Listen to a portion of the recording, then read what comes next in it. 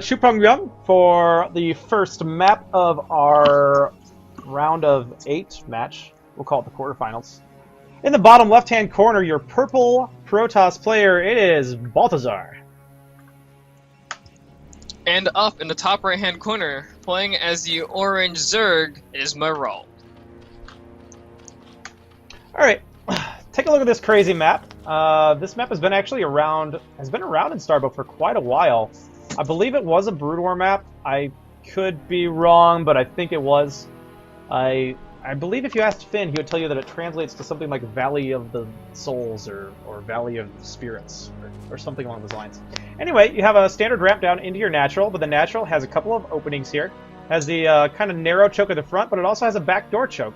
In addition, there is some area behind the natural, very similar to Destination, where you can maybe park some units like siege tanks and scan and try to pick some stuff off. Of course, that doesn't work in this matchup because, as I said before, there are no tanks in this matchup. Then you actually have these crazy ridges that you can travel around while we watch, and we actually get a pylon block here while I'm just talking about the map. The BM. The totally BM pylon block here. So we'll see if Myrault decides to just expand further away. Looks like that's what he's going to be doing. Doesn't want to take a spawning pool. Feels like that's the wrong place, so he's just going to take an expansion in the top left corner. Your natural thirds, there's a couple of options. It kind of really depends on what kind of playstyle you're going for. If you're trying to push towards your opponent, you could maybe take this as your natural third. Otherwise, if you're trying to spread things out, you could take your bottom corner as your natural third. Both of these bases in the middle of the map are pretty susceptible to the high ground, so they're very difficult to hold on to. Only once you have a decent sized force, you're going to be able to maybe hold these high ground positions, so you can actually mine from these bases. So getting up to 5 bases is pretty difficult. You're generally going to want to be expanding along just moving along the top or bottom is generally going to be your expansion patterns, but it really depends on what kind of playstyle you're going for, what your race is, and what its strengths are. So you see a relatively quick expansion here. Pretty standard, I guess. I don't know why I thought that was quick. Well, it's hard because there is that backdoor entrance like you're talking about. I'm assuming you can wall that off with a pylon. Looks like we're going to find out in the relatively near future, possibly. But that's the one thing we're worried about, because the Lynx can definitely just run in and just harass your mineral line to death. Yeah. And we see just a couple of Lynx coming up here for Balthazar. Just wants to get them out of scouts. Not looking to do anything too pressure-filled. 4 total Lynx on the way. In the meantime, Balthazar will be getting up the walls. I hope that he's aware of this back door here. That'd be a pretty terrible way to lose. Well, he does get a cannon next to his mineral line, so it looks like he is aware of it one way or another. Yeah. Now, importantly, I do believe that I'm not really sure as far as, stalkers. Well, stalkers can do pretty well in this map. Definitely. That could be a pretty good play here for Balthazar. But also, I'm wondering if lurkers can actually hit from behind the natural or not. Oh, you know what? They might. It's really got to be pretty close with the range. Actually, stalkers on this map actually seem really good because, like you're saying, there's that little back area where you can stash units. Well, you can just blink up onto the high ground right there. No problem. Yep. Get right into the main here. Well, I guess I should show it up here, since we'd be going into the Zerg. Yeah, especially with all the different ridges, can easily blink up and down the various terrain features here. Now, there are plenty of ramps. Some nice wide open ramps, etc. But, yeah, Stalkers could be a very strong play, so it'll be interesting to see if Balthazar goes into something along those lines or not.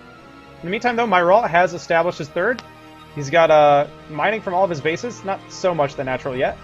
And adding on some macro hatcheries, wants to get a little wall up here. And actually, we do have a Hydra set on the way. I'm assuming it's going to be for some layer tech up, but it could very well be a Hydra bust. Yeah, we do see speed coming out here for the Hydras, so it's actually not going to be the range, which can be useful if you're just trying to pick off some buildings from long range. But it is speed, and now an evolution chamber as well. So no layer yet, so it very well might be a very Hydra-heavy play here in the beginning. Could just be something where he's trying to macro up. I don't blame him for getting speed first, because this third base is very far from his natural, so he will be able to want to get his Hydras back and forth in his bases relatively quickly. Yeah, that's a great point. The fact that third is very far away, he needs to be able to defend it, and if he's going to go Hydras, he needs them to be as fast as possible.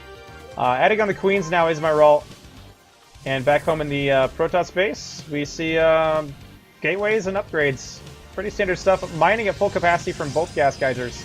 We'll be going into some sort of tech here relatively soon. Balthazar are actually building a huge gas bank.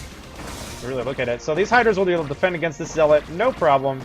Now the other one does get into the main, but another couple Hydras there to ward that off. Have any of these Zealots gotten any kills? A couple kills here on the first one. Yeah, they get a decent amount of kills. Nothing great, but nothing terrible. Probably traded. Two drones, actually. So for 2 Zealots, 2 drones really is not that great. So nice defense here from Myrault. And now his speed Hydras can go and try to do a little bit of pressure at the front. But and we do have range in the way, so it looks like it is going to be some sort of Hydra bust of sorts. Yeah, no, he can't do a whole lot of damage yet. He might be able to range this. Nope. Oh, almost went for the cannon. Actually, I feel like he could have gotten it. With that number of Hydras, there's only a Zealot here. And they're going to go for the cannon. And one Zealot is going to get taken down.